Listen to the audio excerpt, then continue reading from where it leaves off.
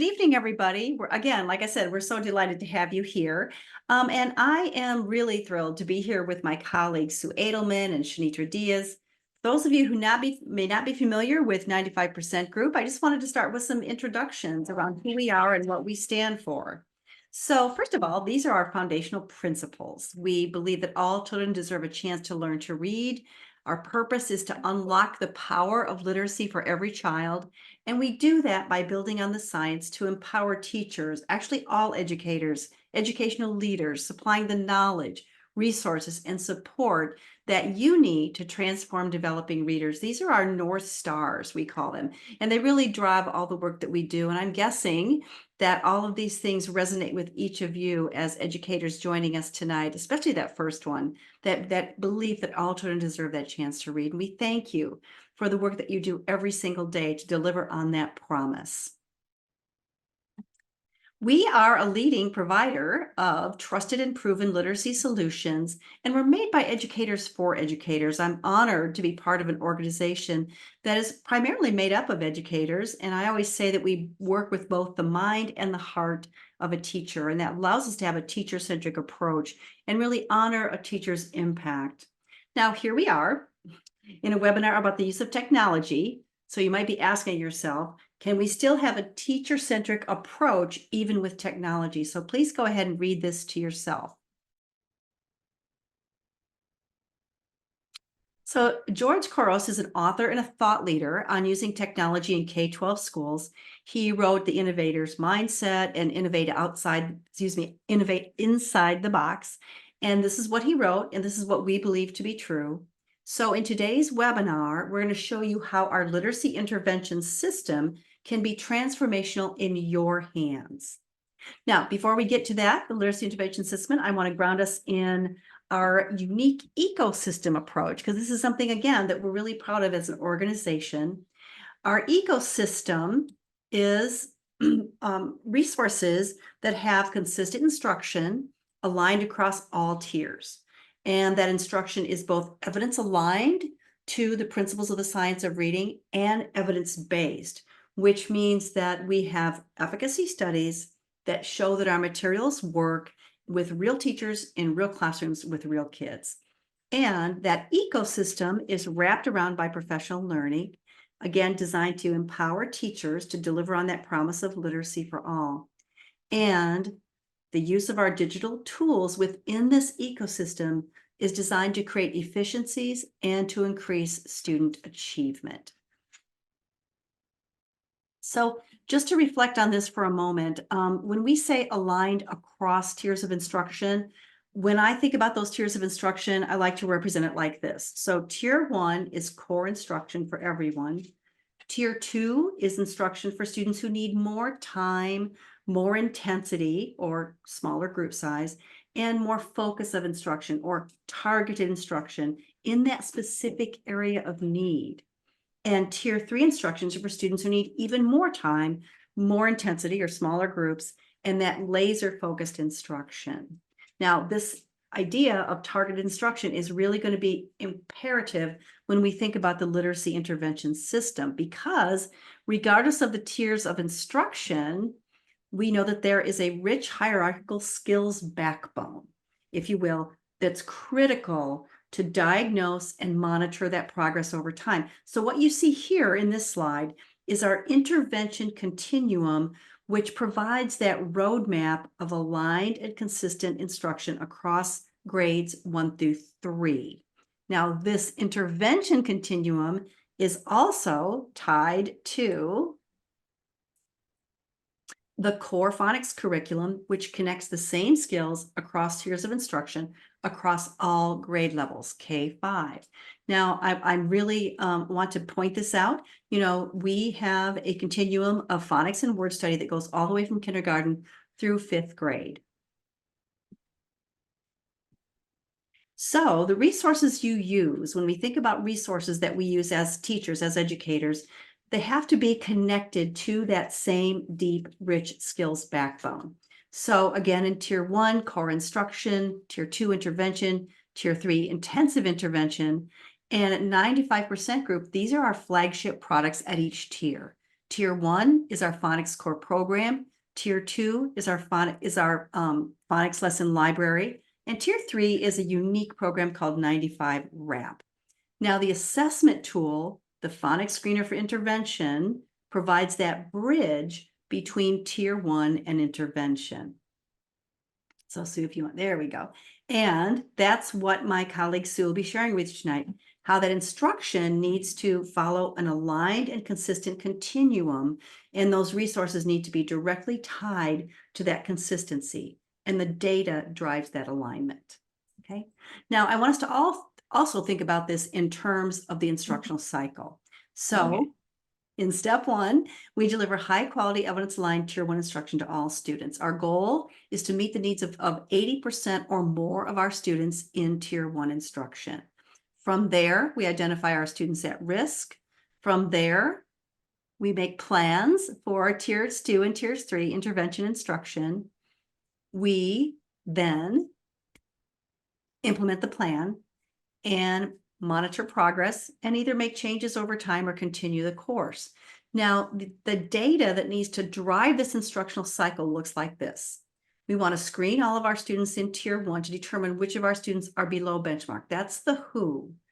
Then we provide diagnostic assessments for those students who are identified at risk. This identifies why they are below benchmark and what we need to do about it.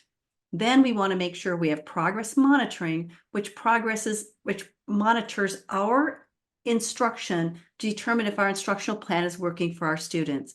This is critically important to ensure that our students don't go through what I call the cul-de-sac of intervention, right? We have to progress monitor frequently in order to ensure that our instruction is working for all of our kids.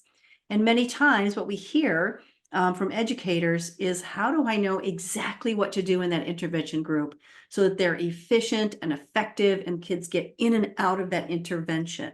That's where those diagnostic assessments come through that Sue's really going to, be focusing on tonight.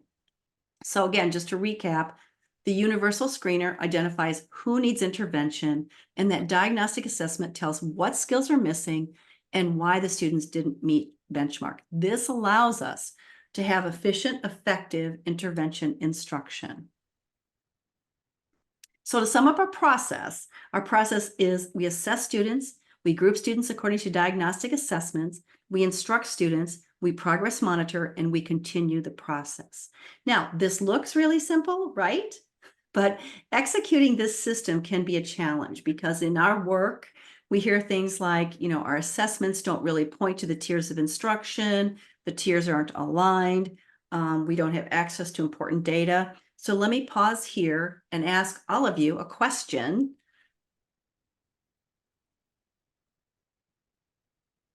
And that question is, what challenges are you facing in that intervention process? So just drop your answers into the chat, please, so I can get some ideas on some of the challenges that you're facing. Scheduling, says Tammy. We hear that a lot. Pace, aligning tiers 2 with tier 2 and tier 3 with 1. Too many students need extra support. Scheduling, time, pace, scheduling. Yes, documenting the interventions, grouping, effective grouping, group size, getting teachers the support they need, especially in an MTSS system, time, progress monitoring. Absolutely. Thank you. Thank you for all of those.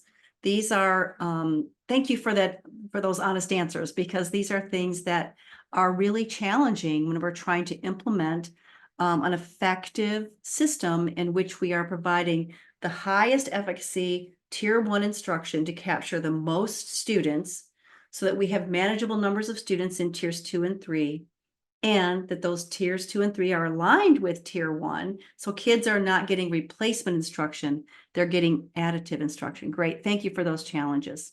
So just to wrap up here, so if you want to go to the next slide, these are what we've heard before, and these really echo what you put in the chat. Common challenges, pinpointing student needs, right? Universal screeners do not give us everything we need to know. We have to ensure that we have diagnostics to pinpoint our student needs. Efficient grouping, several of you mentioned that in the chat. It's really time consuming to put our students into the right groups, and we have to make sure that we're continually assessing, are the students getting what they need in that grouping setting? Connecting the data to instruction. This goes back to the alignment. In intervention, our students need additive, not replacement instruction. So seeing that assessment that pinpoints what students need, but it's also aligned with the other tiers of instruction. Making sure that in our MTSS implementation, we have this school-wide walk to intervention model. This gets into the scheduling issue that several of you mentioned.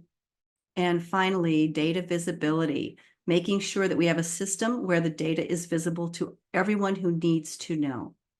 So what you're going to see tonight is this literacy intervention system, which is designed to be efficient and effective and to impact your intervention process in solving the problems that you have identified, because the system is going to help you quickly diagnose phoneme awareness, phonics skill gaps at a very granular level. That's that diagnostic piece. It's going to collect and organize that data and effectively manage the process of grouping students. The system is going to support you in these challenges. This is aligned to the evidence-based resources in our ecosystem. So our literacy intervention system is part of the entire ecosystem, and it measures progress efficiently so that kids are not caught in that cul-de-sac of intervention. That assessment data is visible to all collaborators. So there's no paper folders, there's no sticky notes, students aren't falling through the cracks. This data is efficient and effective and visible. And finally, supports the multi-tiered system of support framework, which gets to the scheduling that several of you mentioned. So now I'm going to turn it over to my colleague, Sue Edelman, our VP of Innovation and Transformation. And Sue is going to introduce you to the 95 Literacy Intervention System. You're going to see again how this was designed with a teacher's mind and a teacher's heart to help you solve those challenges that you know that you have identified. Laura, thank you for that setup. That's a beautiful setup to what we're going to see here. And it really just illustrates, I've had the privilege over the last 2 years of working with a lot of our customers to help design this system and build out all of the things that you guys just mentioned in the chat and that Laura mentioned as we walked through this. We started this process with great resources. So great core phonics resources, great intervention resources, added a tier 3. And that's always been something that has been a strength. They've always been aligned, as Laura said, to our common skills backbone. What we didn't have, though, was all those other things. How do you put that together? How do you put data? What do you have when you put the data together with it? We've had our PSI, our phonics screener for intervention, available for 10 years. Is that how long it's been there? So our PASI for phonemic awareness and our phonics screener for intervention, those have been diagnostics, have been out there for quite a long time in paper. And so bringing that all together and putting it into a system, into where that data can be entered and easily managed and visible to all people, that's sort of the way we think about this. We have these same 3 tiers that Laura mentioned, but we also have the data around it and the tools around it to make it easier to create groups and move kids in and out of groups. This is my sort of starting to get a computer view of the world a little bit. And so, it's really, we don't just want to have the right resources in the right place and diagnose. We want to have the movement of kids be simpler. So we know what kids need, what help, but how do we actually manage those groups? Shanitra, I think you brought back from a customer visit an example recently of the board that they were using with hundreds and hundreds and hundreds of colored stickies on it. That is kind of the traditional, okay, we go away for a day and do a professional learning or a PL type workshop to figure out how do we want to constitute new groups and do it on a big old wall with a lot of stickies. That's the process that we can make a lot simpler. It doesn't take 2 days. We can use data that's in the system. If you're using digital assessments to do this, you have that data all there and it can be a whole lot easier. So that's what we'll see here. So I'm going to just switch screens here now and go right into the application, and instead of talking, just kind of do some showing. So give me one moment here. And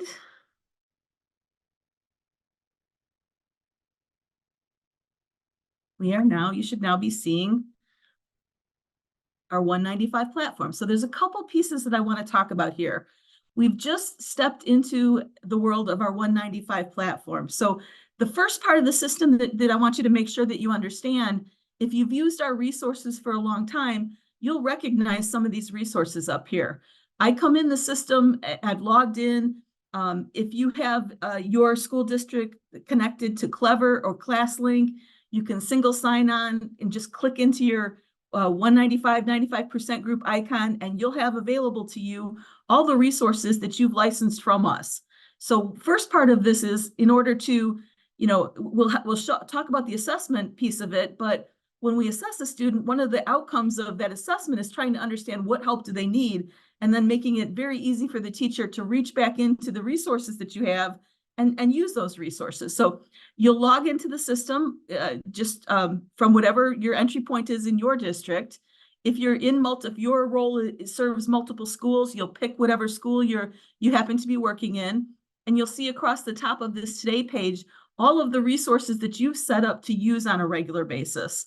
So you have a couple ways of looking at resources. You have all the resources that we have licensed, your school district has licensed here on one page, and then you can pick the ones you really want. And if you click on the heart, it will bring it forward to that Today page and just be a shortcut to the carousel of resources that you might want to use on a regular basis. So you'll see across the top, I have some phonemic awareness associated core programs and intervention programs, and I've set up a couple other things. I'm just going to pop in and look at a couple of them to show you things you might be familiar with, just to give you a sense of how you access resources. Because we'll do this a couple different ways. But if you're familiar with our core phonics program, we have presentation files. If you open that presentation file, you can pick up where you left off. It'll ask you, do you want to pick up where you left off? And these are the resources that are used in core classroom, direct instruction. If you're familiar with these, you will see things that you're familiar with. But I just wanted to show you that that's there available to you. All the things are kind of aligned up. So full-length teacher manual, if I open that up as well, I'll be able to get into a look at that teacher edition and work through that as an ancillary help resource when I need it. So we have the digital versions in addition to the paper versions. And, you're just going to page through these resources if you want to. Okay, so resources are on the resource Today page carousel toolbar. Whichever ones that you want to use frequently are up here. And that's just one thing to know. The rest of what you see on this Today page is things that I, as Sue Steinway, teacher in Madison Elementary, are going to find useful. The first thing that you probably will jump into and see is something called teacher learning. This is a rotating tip that we've created out of a lot of our intellectual property from a lot of our products and a lot of the professional learning experience that Laura and her team develop and share over time. It's just a rotating set of, gee, how about this sort of serendipitous tips? The pieces that get to be more interesting and start to relate to the literacy intervention group are on the other tabs. So if I click on my students, what I'll see here is tiles for each of the kids that are in my class. I'm a teacher. I've only got 3 kids set up in my class for this demonstration. So you would normally imagine that you'd have, if you're an elementary school teacher, that you're going to see 24 kids, whoever has been rostered into your class. The cool thing about this system too is that we really respect the roles of different types of educators that need to see this data. So quite typically, you're going to have in your student information system, the classes and roster of kids that are assigned to you. But there are other roles: reading coaches, interventionists, special education resource teachers, other people who maybe don't have a class that might need to see those kids. And so you have the ability in the system to set up who can see what, to put some firewalls up so that, only people who should see that information see it. But you can also enable other kids that are working with this, or other resource teachers that are working with the same kids to see that. So what is this actually showing me? I'm seeing the 3 kids that I'm responsible for. Each of them, I see their name. I see the grade. If I was a resource teacher that covered multiple grades, that would be useful. I also see, if they're in an intervention group, some information about that group. And when we'll look at the intervention group naming and creation process briefly, but just understand here that you can assign colors and names or skills to groups. We've made it very flexible as to how you use intervention groups, how you name them, how you constitute them, how we understand that there are different modes of doing intervention. Maybe you're following an MTSS 3-week change cycle or a 6-week cycle or something that's a little bit different. Maybe your groups are stationary, meaning you have the same groups and you rotate kids into them, or maybe they change depending on time of year and available teachers to take those intervention groups. What I'm seeing here, though, is a grouping designation of the Tier 2 intervention groups. Our system supports creating groups for classroom, Tier 1 if you want to, Tier 2 intervention small group, and Tier 3. The things and the resources that we're looking at today with the assessment and grouping very much relate to creating Tier 2 groups. That's the pain point of, dynamic shuffling of kids and getting resources. And that's where we felt like there needs to be some additional tooling and help. So I'm seeing these 3 students, and the other thing I'm seeing on each of these tiles is what we call a spark line. And that spark line has 15 little nicks on it. And what it's actually showing you is the current last diagnostic assessment score across our PSI, our phonics screener for intervention diagnostic. And what it's showing you is, where is the child for each of those 15 skills? This isn't intended to be a whole rich amount of information. It's intended to be at a glance. If I need to understand, where sort of my kids are at as far as intervention, I can see it super quickly. You notice that when I got into this page, I pulled out a left navigation. The left navigation things that you can see here relate to the user's role. So I'm seeing it's teacher. I see a number of different options. If I were an administrator, I'd have a settings screen, and it would be a place that would let me define people's roles, change permissions, export information if I wanted to. So roles decide what you see as far as your left navigation. But then once I get on a page, you saw me click on these tiles up front to get to resources. Same thing is true of students. If I click on a student tile, I'm going to go right into what we call a student details screen. And this is really the student-centered heart of information in our system. What I see for Amy, I see a little bit more, same thing. What group is she in? She's in a group called Purple People. I see her spark line again. I see that at the bottom that there's an intervention participation table. So if Amy has gone in and out of groups over time, I see that history of her going in and out of those groups. My test data is a little wonky here, so you'll see a lot of same groups. That's probably not real life what would happen. But you get a log of her participation in intervention, who the group leader was, and what the focus of that intervention was. This is visible again to all the people who have a reason, a valid reason to see Amy's information. A cool thing about this is that it stays with you. It stays with the student. It doesn't go away at the end of the year. It associates with the new teacher, and the new teacher would be able to see it as Amy changes, class and makes progress. What you see across the top of this, the body of this, is the detail underneath those PSI skills. So I'm starting here and seeing P1, which is the first PSI skill, letters, names, and sounds. If I scroll over all the way to the right, I'm going to get to P15 and see vowel controlled R syllables and everything in between. We have another assessment diagnostic called the PASI, the phonemic awareness. That's, kindergarten, first grade typically, and kind of comes ahead of this phonics skills. So I'm not showing that here, but if the student had taken a PASI assessment, that data would show up in this table as well. And if you're familiar with our assessments, you'll be familiar with the idea of we have 3 different forms of each assessment. So if I want to give a student, if I've given her a consonant blends diagnostic, I have used Form B. I've done it again with Form C and Form A. Again, the data is a little bit out of sequence of what you would hope to expect. You would hope to expect her getting better. But the forms allow you a different set of words that are given in the assessment process so that people don't memorize and can actually have a fresh take on testing. The way this is used is initially to begin to diagnose where a student is having challenges, and then also go into intervention perhaps, and then come back and retest. So each row on the table represents an instance of an administration of an assessment for 1 or more skills, according to what is appropriate for that student. So you're seeing also, I'll just say while I'm here, that you see 2 triangles. The first triangle in our assessments is a set of pseudo words that we give. So all of our skills are based on understanding a student's decoding ability for pseudo words. And then there's a couple sight word sentences. So we have another score for the sight words. So if you're familiar with our PSI assessment, some of these things will start making sense. We have the ability to print this. We also have the ability to compare before and after, and this is kind of cool. I won't do this right now, just talk through it. But when we give an assessment, a diagnostic assessment, we can make a recording of the student reading. And then we save that recording. And if you want to, then you can go and listen to it. Maybe the first time you gave a diagnostic of skill P3, and then the last time you did. And that's something that you can pull up and sit in a parent-teacher conference with a child's parents and kind of actually have them hear the progress and the impact of that intervention across certain skill reads. Sue, can I just pause Sure. here for a minute? Yeah. Because we're getting quite a few questions.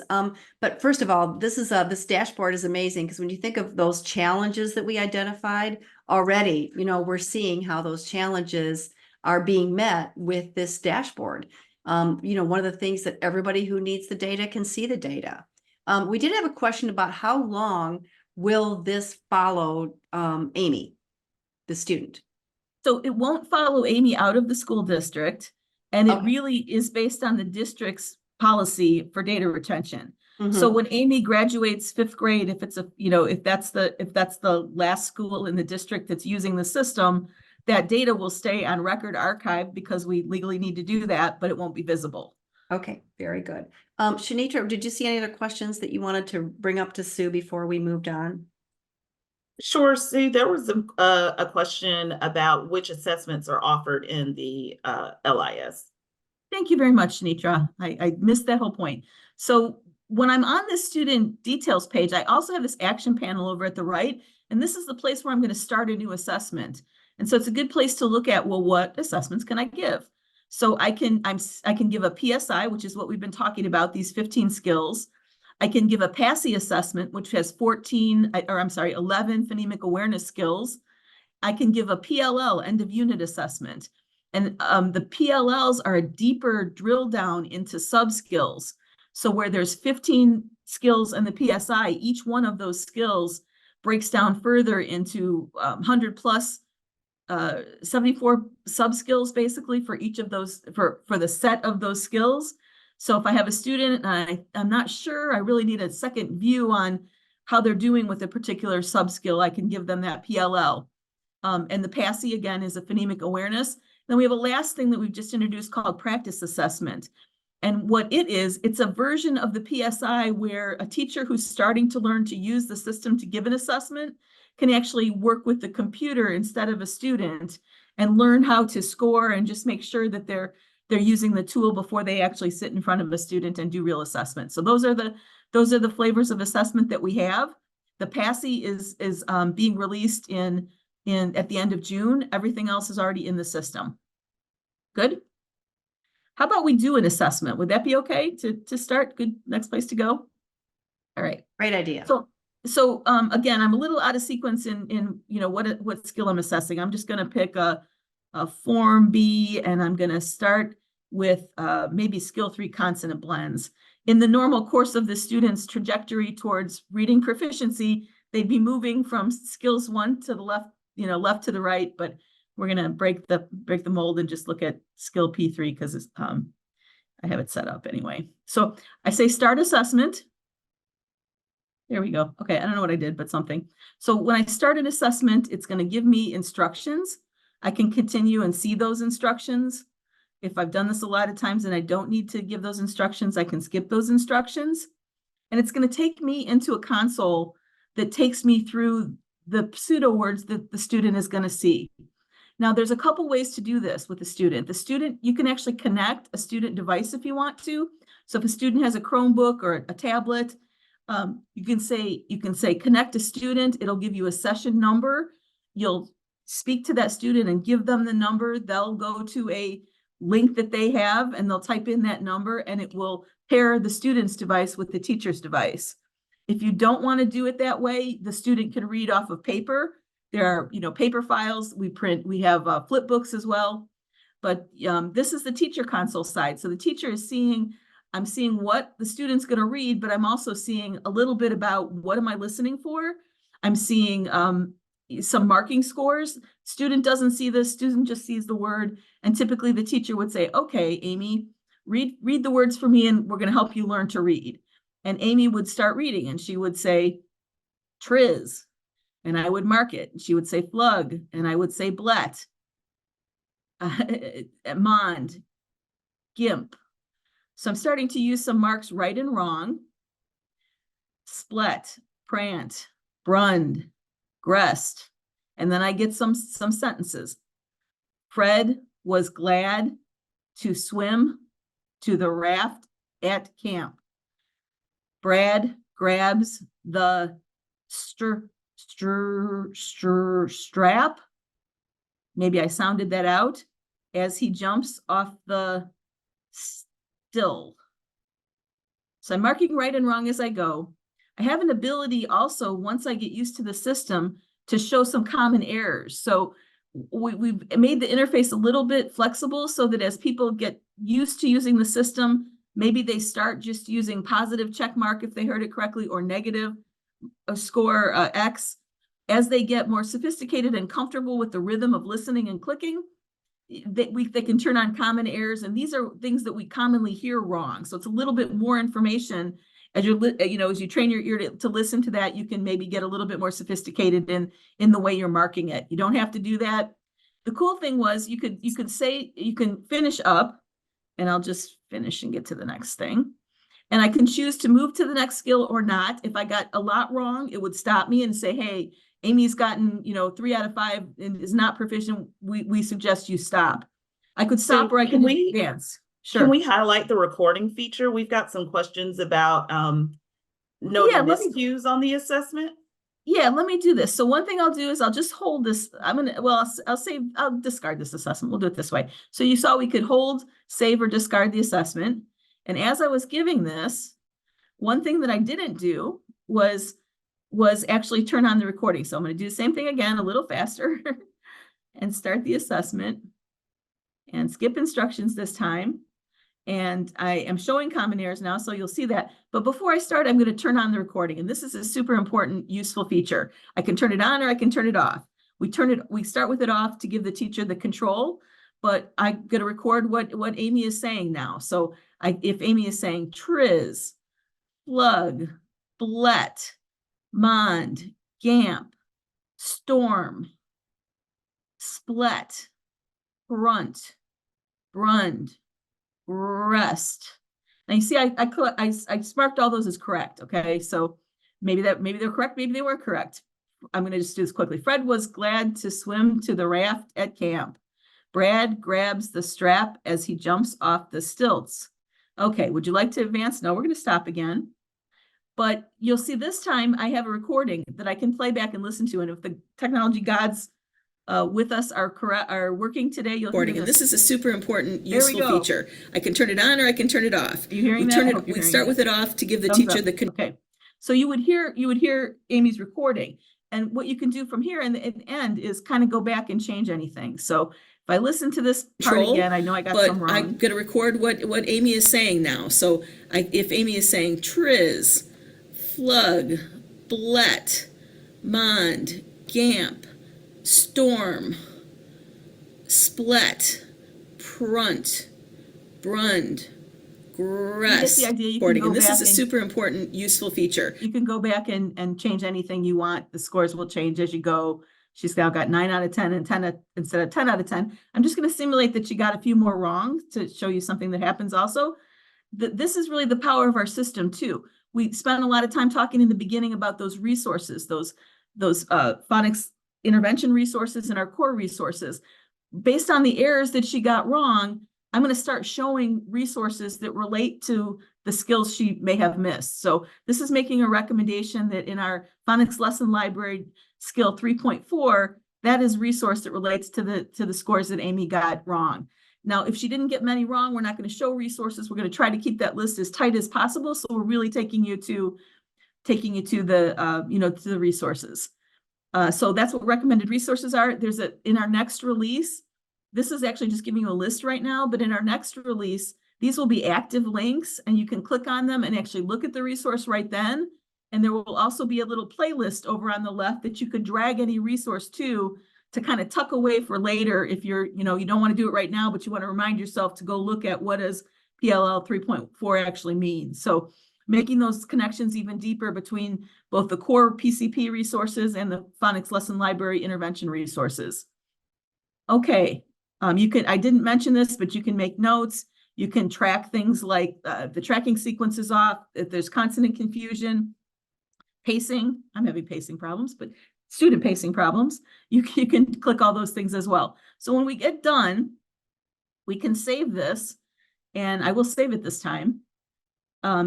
This time, what it will do is it'll update that student detail screen, and we will see another row added to that table.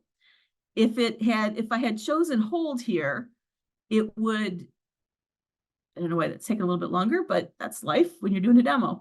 You see, I have a new row here in the table that shows the assessment that I just gave.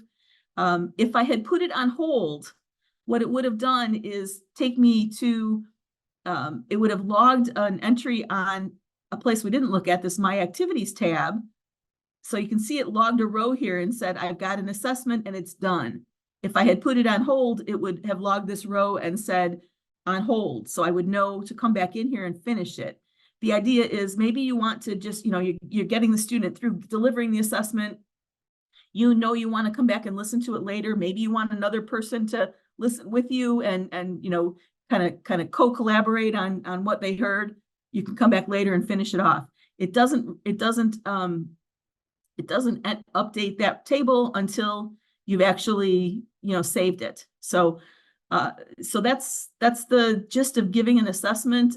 What you start to see here is that if you can collect data this way, the magic of this is not just that you have 360-degree visibility of Amy to all the people who are helping support her, but you can put this together with other kids' data, and that process of looking at, well, who needs help with consonant blends and what kind of help do they need?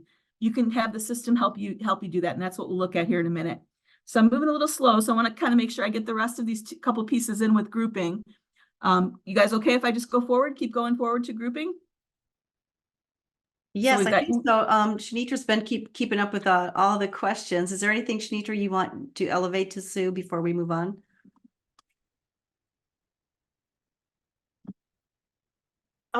Actually, I don't. Ellen has a question in the chat that's going to lead us right into the grouping. She says, does the system have the capability to see multiple student scores at the same time to group students? Is it Ellen? Thank you. I'll pay you the $20 after the session. So Ellen segued us right in, didn't she, Sue? She took me right where I want to go. So yes, the answer is yes. And I'll pause 1 second with another little idea before I go there. The idea is the creation of groups. So I talked before about you can create different kinds of groups. What you see on this tab is any groups that a person who has permissions to get to this page can see. You can create them and name them and color them however you want to. Groups can be created at the skill level, for multiple skills, for sub skills. It all just sort of depends on the flow and volume of kids that you have going into intervention. You can change this over time. You can change it every intervention cycle, or you can kind of keep what you've done for longer if you want to. So this is the part where we really think that the technology can help what you do, just do it a little faster. So you get the idea of groups, but to your question, or to the great question that was asked, can I see multiple kids? Yeah, so if you have access to the setup new intervention cycle, what I see is exactly that. I see multiple kids. I'm sorry, I'm moving around a window here. I see multiple kids. So what I see is the first time into this, anybody who has permission can start a new cycle. And what it's doing is it's taking all of the active groups and all of the current status of any PSIs that were given, the most recent administration, and it's putting them all in a sandbox, basically. So when I do that, set it up, it pulls it all over from the sandbox. And here in the sandbox, I can create new groups, I can delete groups, I can move kids around. The idea is you'll do this before the end of an intervention cycle to constitute your new groups. You won't be changing real life until you actually say update. So it is exactly the place where you see different, gotta get my chat out of here, where you see different, different kids all stacked up together.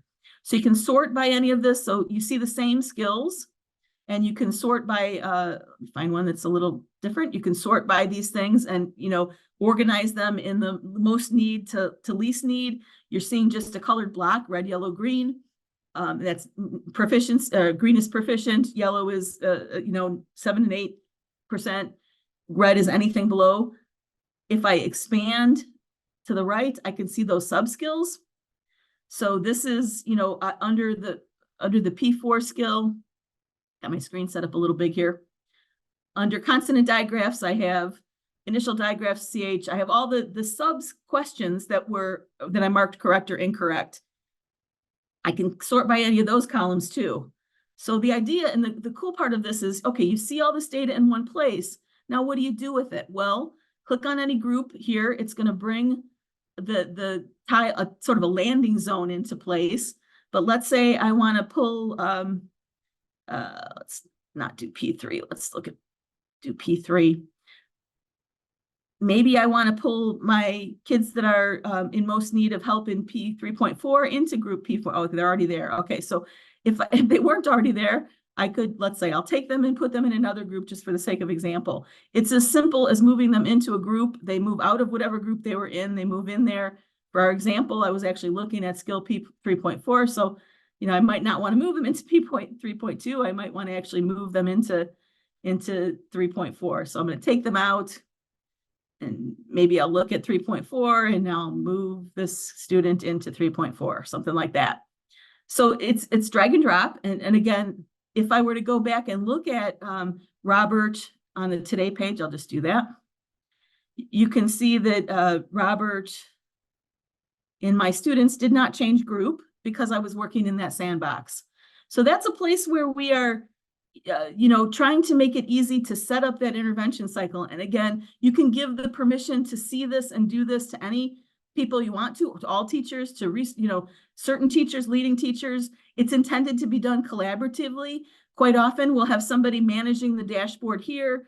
If you want to look more deeply into each of these individual assessments, it's kind of hard to get everything on the same screen. So we kind of suggest we'll pull up another screen and look at the students that way if you want to go deeper into any notes that were taken or any, just nuances of what happened before this most recent administration. You can see it here. And the idea is you keep working, building these groups. When you have the kids grouped, you can hide the queue and then just work on the ones that are left. So you can kind of, by process of reduction and elimination, get kids into groups. You can control how many positions there are, how many slots there are in a group. You can set that when you set up the group.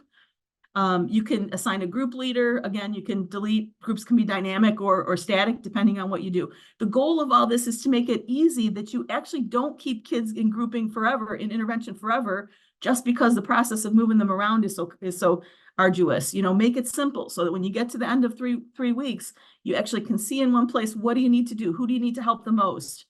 And get in all one place, a view of your resources with the kids that need help. So that's grouping and new intervention cycle. One last thing that I want to, yes. Can I ask 2 questions that came up? Sure. So Allison asked, what assessments are used to calculate the groups? Is it just the PSI or are the PLL end of learning assessments built in as well? We have not put the PLL information in here. So because that's kind of used a little bit more inconsistently, it really does just use the PSI assessments. And the PSI are also a little more broad. So we like the idea of you going not just into one super low skill, but across, sort of the adjacent patterns, sound patterns within that skill. So that's kind of why we only use the PLL, and we're actually only marking the pseudo words, not the sight words. So our pedagogy and methodology is really that put a lot of emphasis on those pseudo words. They're the most accurate way of recording, and so that's what shows up in this box. Right. We also do have PASSE on the grid. I don't have this showing right now, but if you're using the phonemic awareness assessment, it works exactly the same way. Just before you get to the P1, you have all the 11 PASI skills. Okay. And so once we have our students grouped, now what? Once you have your students grouped, you can go to activate that intervention cycle. And what that will do, you would do that at the time of your cycle change, when you really want kids to begin to work with different resources. So you would just activate it here. It will log an entry into the student's detail record and say, Amy was just moved into the Green Machines group on this date, and you just have made that record of it. And so then you begin to administer and the intervention to those kids. You can you can assign the resources, our resources to those groups. So it's a cue to help you understand what resources should you use with each group, and you kind of go on along the way until the next cycle. No, so also when you're looking at consolidated kid data before the end of a grouping cycle, you're going to be able to see when was the last time they were tested. So if you've missed retesting a couple kids, because again, our methodology is diagnose, test, intervene, retest, as Laura said. So you'll see, did you circle back, and what is Robert actually doing right now? Did he get tested again? So you have that freshness of the repeated test. Does that make sense? Answer it, Shanitra? Yes, we had a question about instruction once the students are grouped. So using our PLL resources in small group intervention, you would, take that time that you've set aside for doing those interventions, and you'd work with that group of kids. Perfect. Yeah. And then lather, rinse, and repeat, right? So at the end of that cycle, you would do the same thing. You'd retest on that skill, and hopefully they've moved along, and you'll see that progress. Okay.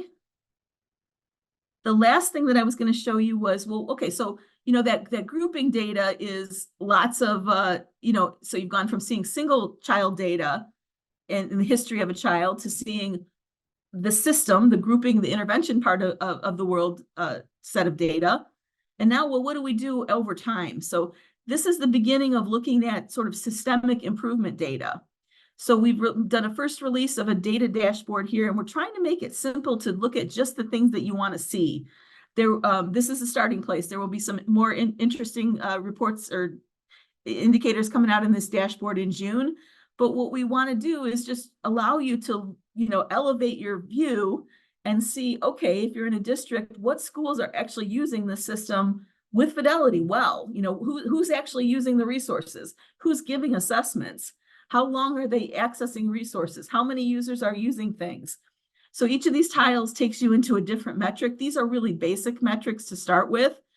The ones that will be added in June include number of assessments given, include drilling down into teachers to understand which teachers are giving assessments, and also having a resource level view of the world. So what types of resources are being used?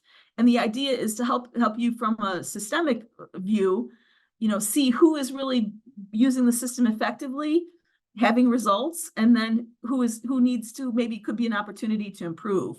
So you start to see your schools along the axis. You might have noticed that as I clicked on here, it actually has a time dimension. So it goes a rolling 12 months, and it just kind of cycles through that chart. There's a new enhancement that'll be coming that'll actually let you stop it or let you put in a specific month you want to use. But what we expect to happen over time is that you start to see the usage metrics increase, and you can see if you've got a school that should be participating but isn't, where to spend and focus some time. We want to make sure also when we look at resources, and this doesn't go down quite into the resource level view yet, what you'll be able to do is click on the bar and get to the very resources that are used, see the same kind of charts. We want to help you understand, are you getting usage out of the things that you've purchased from us? So are these things really working? And are you getting results? If you're not getting results out of your intervention, are you using the resources the right way? What level of fidelity do you have to actually using the resources? Laura mentioned that we, care a lot about our research and being effective, being proven effective. These are tools to help you make sure that you're getting the same kind of outcomes that we see when people are kind of using all these parts and pieces together. So this is a system that continues to be, improved pretty regularly. I mentioned a couple things that are coming on the data insight side and on the playlist side. That's pretty much what I was hoping to get through. I hope that's given you guys enough of a view of how we tie together some of those things that we talked about doing in the system. So I'm going to go back to the slides and wrap it up here. Sue, really quick before you go back to the slides, can you show us the resource suggestions from the student details page? I can do that. I can definitely do that. And I can go pretty quickly into any student anywhere. And we'll pick one that should have some. So if I went into, an assessment well, I'll go into an assessment that has a couple. I'll go into this one. If I want to go back into something, I click on those more buttons, it'll open it up again. I've given 3 different skills assessed here. The first one scored 9 out of 10. So I don't have, anything really tough to look at. If I go to the, I've had some errors here. I can see some errors over on the right. So what you're seeing right now is just kind of a list of all the correlated words that you got wrong to the actual errors. The way we've sort of improved this, and the thing that's coming out in June, will actually separate this into primary recommendations and secondary stuff, because it is a little confusing to see all these things. And it will also show you the resources recommended for each of the skills you give. Right now, it's showing you everything in one block, and it's just giving you a list of these things without a lot of information. So we kind of wanted to just get all the connective tissue in place first, and then sort of improve the way it shows you those resources and also lets you click on them and either open it up right away. So what it'll do is it'll jump back into that page that we looked at right when we started, showing you, let's drill down into a presentation file or to a PLL lesson. You can do that right away, or you'll be able to drag that into a playlist. Does that answer that, Shanitra? Yes. Okay. I'm going to go back to the slides. And so, just to wrap it up, saying that I hope you've seen that, we're really trying to help you use MTSS intervention principles, or if you're aspiring to them, make that easier to make those cycles dynamic and easy to administer, and actually move kids in and out, get them the help they need in the lowest dosage as quickly as possible. Share that 360 view of all student information with everybody that should have rights to see it. And then really help teachers simplify using these diagnostics and actually the resources that will help kids be more proficient readers.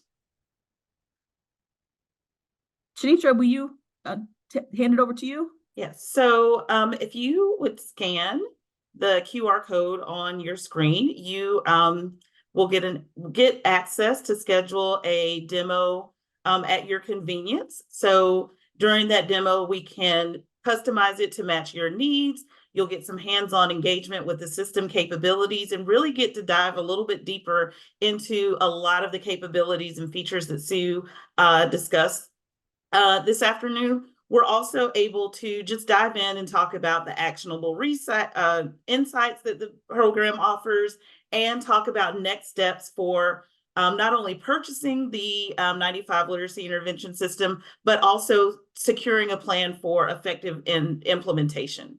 So this is our contact information for myself, Sue, and Shanitra. And also, these are regional account execs. So if you have follow-up questions about 95% group products, about details about the literacy intervention system, you want to reach out to your regional account exec. They're your local expert for 95% group. So we're going to leave this up so you can see what that contact information is and find your regional account exec. Thank you all so much for joining us tonight. We really appreciate your time, your interaction, your wonderful questions, your enthusiasm for the literacy intervention system. We're really enthused as well. And we hope this is just a really valuable and wonderful tool. We are devoted to providing you with the resources and support you need to impact your students. So thanks again for joining us tonight. And thank you to my colleagues as well.